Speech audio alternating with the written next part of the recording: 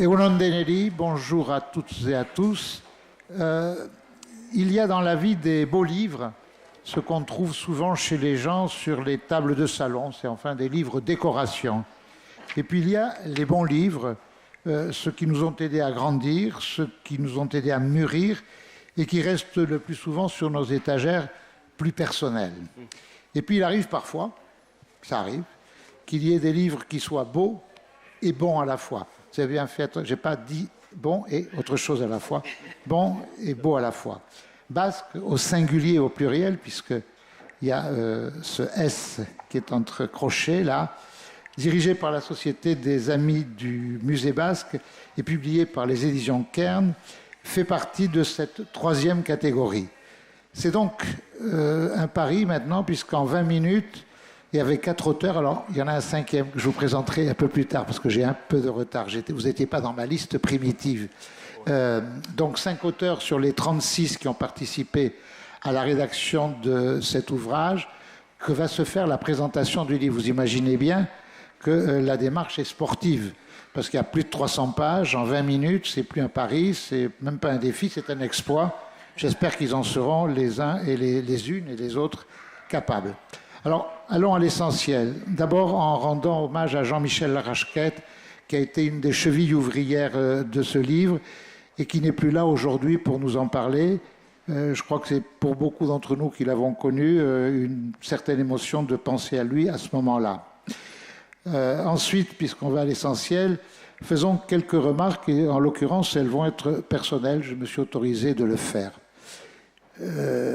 Pour ceux qui ne me connaissent pas, je résume rapidement, j'ai envie de dire, militant puis journaliste en Iparraldé à la fin du XXe siècle, et retrouvant 30 ans plus tard ce pays, je ne cesse depuis ce retour d'être surpris, émerveillé, ébloui par la capacité qu'a eue la société basque à bouger, à dessiner et à réaliser un Pays basque qui a gagné en identité, en puissance culturelle et en développement économique.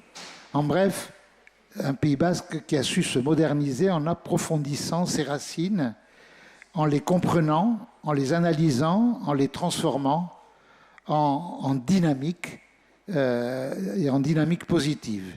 En d'autres termes, en faisant que tout ce qui pouvait relier de l'archaïque devienne fondateur de modernité. Alors, sans les années d'absence, je n'aurais jamais pu sentir ces évolutions. Sans ce livre, je serais resté dans le subjectif, ce qui m'est très personnel, et il m'aurait manqué des raisons de croire à ce que je percevais. Et ce que je percevais, en réalité, avec ce livre, c'est une réalité de ce qu'est aujourd'hui Iparraldé en tout cas, et plus généralement, Euskal Herria dans son ensemble, mais il y a beaucoup de choses qui relèvent d'Iparraldé dans ce livre. C'est pour ça que j'ai précisé ça. Alors, j'avais 4 auteurs. Le 5e vous permettrait, je reviendrai à vous après, mais là, je suis un peu coincé par mes fiches, donc je vais faire avec. Les 4 auteurs présents, avant le 5e, sont Argichu Camus et Tchekopar, qui, elle, si j'ai bien compris, va intervenir en basque tout à l'heure. Donc, vous mettrez vos casques pour ceux qui ne parlent pas, qui ne sont pas bilingues. Qui a parlé, qui elle a travaillé sur la question de la diaspora. Le titre de son article ou de son papier ou de sa contribution, c'est « Être basque dans la diaspora ». J'ai été passionné par cet article-là parce que j'y ai appris énormément de choses et il y a surtout des glissements sémantiques dans la façon de se définir quand on est à l'extérieur qui sont assez intéressants. Éric Dichary, l'art basque contemporain, existe-t-il comme un marqueur identitaire ? C'est intéressant aussi parce que c'est vrai que moi, une des choses qui m'a le plus frappé à mon retour, ça a été de voir des progrès dans ce domaine-là, absolument progrès, des changements, des mutations tout à fait surprenantes. Philippe Etchegoyen, qui lui fait 2 contributions, une sur la Soule, un territoire qui prend conscience de son identité, et il a travaillé également sur la place de la Mascarade et de la pastorale dans la Soule d'aujourd'hui. Et enfin, Evelyne Mourgui, qui a travaillé sur la pelote basque, un marqueur d'identité.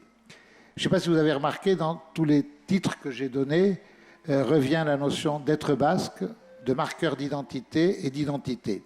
Alors, je me suis dit qu'a priori, puisque vous avez chacun à peu près 3-4 minutes pour parler de votre sujet, J'ai envie de vous poser une seule question à laquelle vous répondrez au fur et à mesure. En quoi l'identité a été facteur de progrès pour l'innovation? Et en quoi la nécessité, notamment économique, les problèmes que connaissait ce pays il y a 30 ou 40 ans, ont été les leviers de la reconstruction d'une identité forte comme celle qu'on peut constater.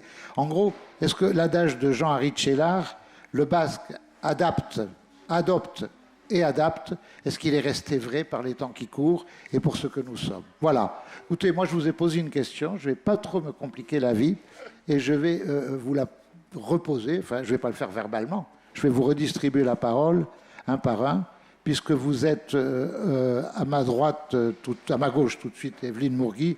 Mais commençons par ce bruit qu'on entend dans tous les villages quand viennent les beaux jours, sur les places libres, de la balle qui frappe contre le mur. Allez-y. Oui, la balle, la pelote, appelée ici pilota, résonne toujours sur les murs des frontons des villages, mais aussi à l'intérieur, dans ce qui était autrefois les jeux de paume, qui est devenu trinqué, et puis aussi dans ce qui nous est un peu venu des Basques du Sud, c'est-à-dire les murs à gauche, les frontons murs à gauche.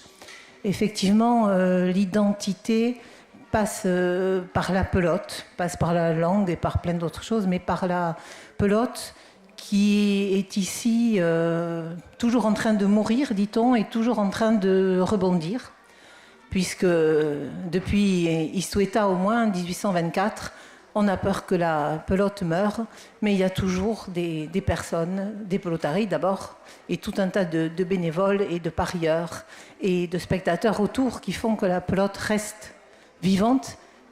Elle était un marqueur d'identité, on peut penser, beaucoup plus autrefois, puisque le pelotari représentait son village dans le jeu de pelote. Il représentait donc l'honneur, il défendait l'honneur de son village. Aujourd'hui, ce n'est plus tout à fait ça, mais la pelote reste à l'honneur, on va dire, dans tous les villages qui ont à cœur, avec toutes les mairies, de reconstruire les frontons, de les aménager, de construire des trinquets.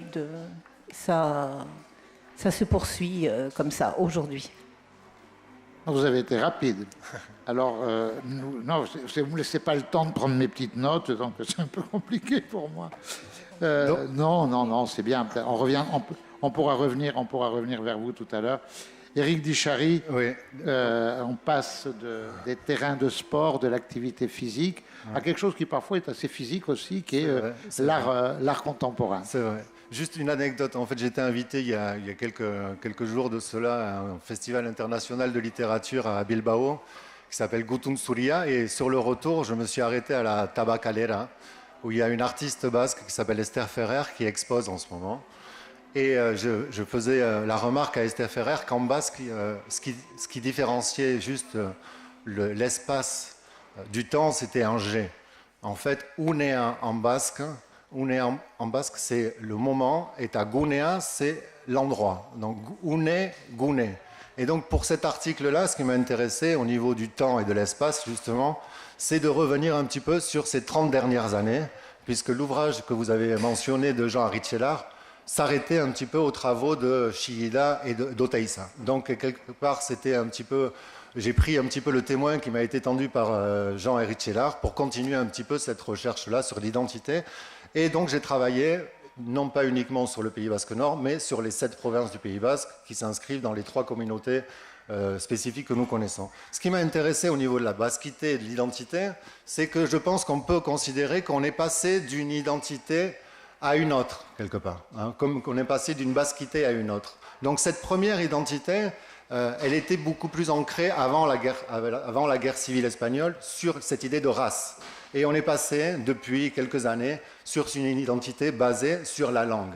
Et donc je voudrais vous lire quelques lignes, en fait, d'un auteur qui s'appelle José Azurmendi, en basque, et qui dit ceci. « Zer da egiten dena, belaunaldi batek naziotasunari buruz euskararen aldeko hautua egiten duenean, arrazaren alde egiten zuen beste belaunaldi baten aurka. Ideien sistema guztia aldatzen da. Balioen sistema guztia. » Et c'est ça qui m'a intéressé en fait, de constater qu'on est passé en fait d'une identité à une autre, une identité plus basée sur des critères qui seraient physiques ou somatiques, à une identité qui nous vient nourrir cette idée d'ethnie qui est en fait basée sur la langue et sur la culture. Donc, en fait, on est passé du basquité à une autre, mais aussi on est passé d'une théorie à une autre. Une théorie qui était plus essentialiste, c'est-à-dire d'une identité qu'il suffisait de ramasser, qui était déjà préexistante, qu'il suffisait de ramasser et de brandir au monde pour se dire basque, à une théorie beaucoup plus constructiviste, où c'est chacun qui vient nourrir et construire cette identité. Et donc Deleuze disait, Gilles Deleuze, le philosophe français, disait ce qui est intéressant avec la théorie, c'est un petit peu comme des lunettes. Vous mettez une paire de lunettes et vous voyez le monde différemment. Et en changeant d'une théorie essentialiste à une théorie constructiviste, on voit bien que toute la manière d'envisager la culture basque, mais aussi le monde, change. Et donc, effectivement, dans ce basculement, il y a effectivement cette idée de naissance basque, hein, et puis de devenir basque. En fait, on est basque, mais aussi on construit son identité, et donc on le devient. Et donc, pour finaliser, puisque je sais que mon temps est restreint, la langue basque comme critère définitoire de l'identité. Donc c'était une question qui m'intéressait, et je me suis posé la question, et je me suis dit, Oteiza, j'ai pris l'exemple du grand sculpteur basque Oteiza, et je me suis dit, si la langue est le seul critère définitoire de l'identité basque, qu'allons-nous faire? Que va donc devenir Jorge Oteiza, puisque c'était un grand sculpteur basque, que personne ne peut dénier la basquité, l'identité basque d'un sculpteur comme Oteiza, mais pourtant, Oteiza ne parlait pas la langue. Et donc, il faut envisager l'identité au-delà d'un simple critère définitoire au niveau de la langue. Et donc, effectivement, on peut retrouver cette identité-là au niveau du patronyme. On sait qu'en Biscaye, il fallait avoir 8 patronymes qui nous précédaient pour être considérés comme basques. Hein, par exemple. Donc ça peut être effectivement le nom, le patronyme peut être effectivement considéré comme un critère définitoire. Mais aussi vous avez l'importance donc de la famille, mais aussi du territoire. Si on est quelque part, on est forcément de cette terre-là, et donc on peut se revendiquer comme basque. Et au niveau des artistes basques, moi ce que j'ai essayé de savoir et de retrouver, c'est quelle serait cette identité-là de l'artiste basque. À partir du moment où l'artiste basque considère qu'il est basque et qu'il se définit comme tel, on peut considérer que c'est un artiste basque. Voilà. Juste pour revenir 30 secondes, la nostalgie effectivement d'un art basque, donc je reviens dans cet article-là sur la nostalgie d'un art basque qui serait effectivement évident, d'une première instance visible. Hein. Et donc effectivement, j'ai parlé des 2 grandes écoles que je considère assez marquantes au niveau de cet art contemporain basque ou de cet art basque contemporain. Des artistes basques pour qui, dans leurs travaux, il y a effectivement une reconnaissance évidente et de premier abord de leur identité, des artistes comme Ramiro Arrué, où on voit effectivement des paysages, une identité, des pêcheurs, etc. Et de notre côté, des artistes où cette évidence-là du marqueur identité est moins évident. Donc voilà, je laisse les lecteurs découvrir cet article qui m'a vraiment passionné. Je vous remercie. Voilà. Non, mais écoutez, on ne va pas continuer dans la logique linéaire, parce que ce que je trouve intéressant... Oui, il y en a. Qu'est-ce que c'est, ça? C'est bon, il n'y a pas de... C'est bon, il n'y a plus de bruit possible, là? Non, merci. Non, mais c'est bon. Non, mais je trouverais peut-être assez intéressant d'écouter Frédéric... c'est Bauduère, votre nom? Bauduère, qui a travaillé sur les Basques au travers de l'anthropologie biologique. C'est parce que je pense qu'il peut y avoir un point de convergence avec ce qui a été dit là maintenant. Donc si vous pouviez quelque part faire une sorte d'effet miroir avec ce qui a été expliqué, en étant le plus bref possible, malheureusement. D'accord. Bon, bonjour à tous, Gounon Deneri. Je voulais juste me présenter pour l'auditoire. Donc, je suis médecin hématologiste à l'hôpital de Bayonne et professeur d'anthropologie biologique à l'université de Bordeaux. Et l'anthropologie biologique, c'est une science qui vise à étudier un petit peu, si vous voulez, la génétique des populations, l'histoire biologique des populations. Alors, c'est quelque chose qui se... Voilà, vous m'entendez? Voilà, très bien. C'est quelque chose qui est extrêmement pertinent dans le contexte du Pays basque, puisqu'on sait que le Pays basque a 2 caractéristiques importantes, c'est sa langue et aussi une histoire très ancienne, comme en attestent les grands témoignages archéologiques, les grottes ornées, et on sait que l'occupation humaine est très ancienne dans ce recoin sud-ouest de l'Europe. il y avait dans le livre de Jean Ritschellard de 1983 un article dans cette thématique d'anthropologie biologique, mais qui bien sûr date maintenant de 35 ans, et en 35 ans il y a eu énormément d'avancées dans le domaine de la génétique des populations, et on a pu essayer de comprendre davantage l'histoire biologique de la population basque. Alors tout avait commencé avec les précurseurs que sont Arantzadi, Eguren et Barandiaran, qui avaient arpenté le Pays basque et mis des hypothèses d'ailleurs très pertinentes à l'époque avec les quelques outils dont ils disposaient. Et au fur et à mesure des années, la génétique est arrivée. D'abord les groupes sanguins, hein, vous verrez dans l'article, mais ça je crois que c'était déjà présent dans l'ouvrage de Jean Ritschellard, que la population basque se caractérise par des distributions particulières des groupes sanguins avec un taux très élevé de groupes O et un taux également relativement très élevé de rhésus négatifs. Donc ça, c'est des choses qui sont connues depuis le milieu du XXe siècle. Mais depuis l'ouvrage de Jean Ritschellard est arrivé la génétique des populations à proprement parler, et donc l'étude directe de l'ADN. Et à ce titre, je voudrais remercier donc Beñat Oyarzabal et Yachone Salaberria, parce que tous les trois, on a arpenté tout le Pays basque, français, espagnol, et toutes les zones circonvoisines pendant 1 an et demi.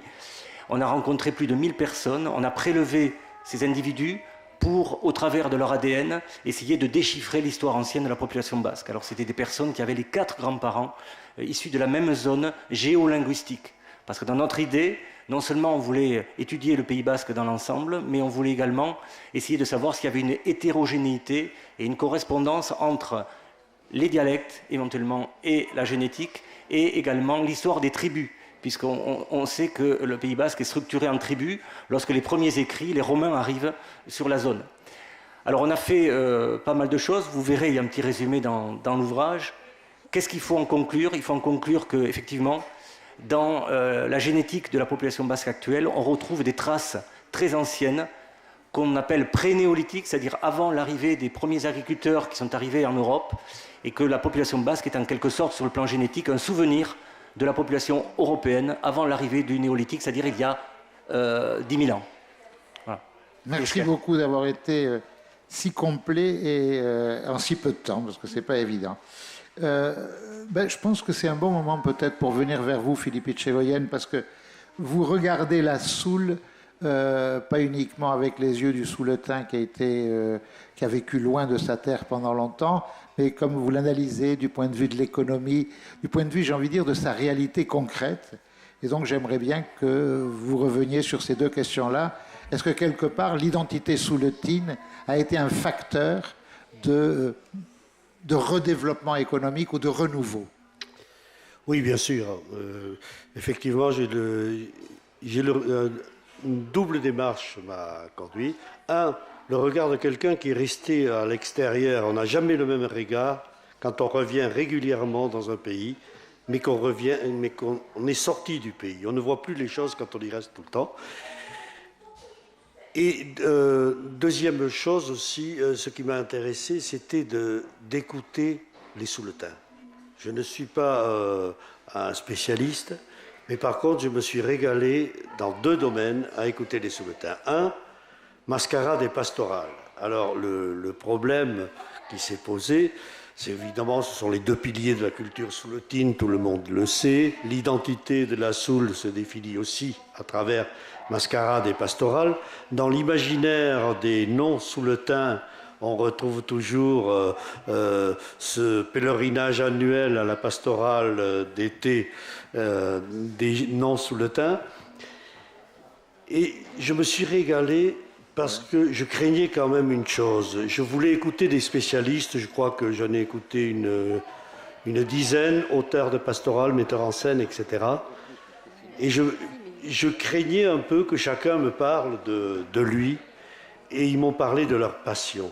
Et ce qui est extraordinaire aujourd'hui, et ce qu'apporte la mascarade et la pastorale, c'est la passion de ces acteurs. Il faut imaginer aussi que l'identité souletine, mais basque plus généralement, est marquée. Je cite simplement 2-3 petits exemples. J'ai interrogé aussi des jeunes participants à des mascarades ou des pastorales. Un des faits qui m'a frappé, et que j'ai découvert par hasard, j'ai regardé les photos de profil Facebook des jeunes d'aujourd'hui dans la mascarade et la pastorale. Et quand vous avez des sportifs qui sont... Vous savez, avant, on mettait... Les jeunes, ils mettent des garçons, le rugby, le hand, etc. Et là, il y a des garçons qui mettent dans leurs photos de profil leurs photos de danseurs, de chatanes ou de danseurs. Et ça veut dire quelque chose d'extraordinaire. Ça veut dire que, pour eux, ça les valorise. Et ça, c'est énorme. Deuxième chose, j'ai parlé d'Assoul, de l'économie. Alors, la Soule, on en présente toujours comme quelque chose d'une situation catastrophique, et je vais m'en arrêter là. Et j'ai voulu donner un aspect optimiste des choses. Premièrement, il y a peu de chômage en Soule. Deuxièmement, on parle de la dépopulation de Soule, et c'est une catastrophe. Mais pour la première fois, et je vais finir là-dessus, pour la première fois, la tranche des 0-14 ans est supérieure à la tranche des 15-29 ans. Est-ce un rebond? On l'espère. Troisième chose, la Soule sait maintenant où elle habite. Elle n'est plus schizophrène, avec des élites qui regardaient vers le Béarn pour y faire carrière, et une population qui était basque. Voilà. Merci beaucoup. Ben donc on va terminer par la 8e province, hein, puisque c'est comme ça qu'on parle un peu de la diaspora. Avec vous, Argitxu Camus. Etxekopa, barkatu. Labur, barkatu, eh? Bai, zumal minuta badut. 2 minuta. Ui, ama. Bai, ordian, zinkiet. Ordian, Euskal diaspora ezigarri important da aipatzia, 1923 Jean Arritxalaren unguian idazleek ordian lan hoi, Biblia hoi idatzi zielaik gutako nortarzunaz Biblia bat bilhakatu behita, ebe diaspora etzien aipatzen. Eta ordin izigarri important zen, hoita hamar bat urte behantago, horren aipatzia. Zentako, nortarzuna aipatzen behikinin, eta heben untsa ezaik behita, Euskaldun izateko manea hanitz behita, untsa barakigu. Heben Euskal Herrian behian, Txibeu aipatzen ginean, Txibeuan ez da benortarzuna ber gizala bizi, Bilboi kumparatuz adibidez. Dila hogeita hamar urte, etzen ber gizala benortarzuna bizi, egunko egunian bezala.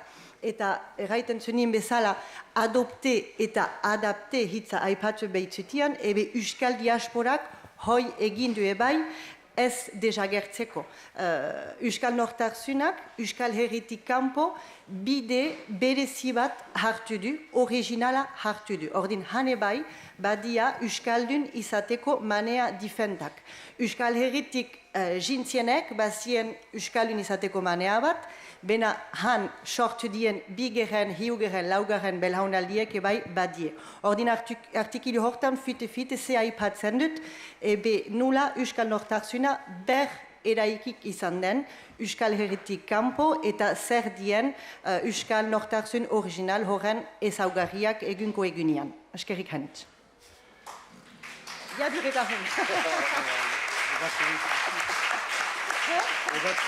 Milesker, un mot de conclusion, Patrick, je suis désolée. Non, c'était juste Milesker Ondibat à tous parce qu'ils ont été formidables. Surtout la dernière prestation, là, ça devenait du sprint alors qu'on était parti quand même pour du demi-fond. Et je m'excuse auprès de Batik Dirassar, à qui j'ai rendu l'antenne, souvent en retard dans ma vie d'homme de radio. Et j'ai recommencé aujourd'hui. Voilà. Ah, bravo. La vie est une boucle éternelle. Voilà. Merci Patrick Pépin.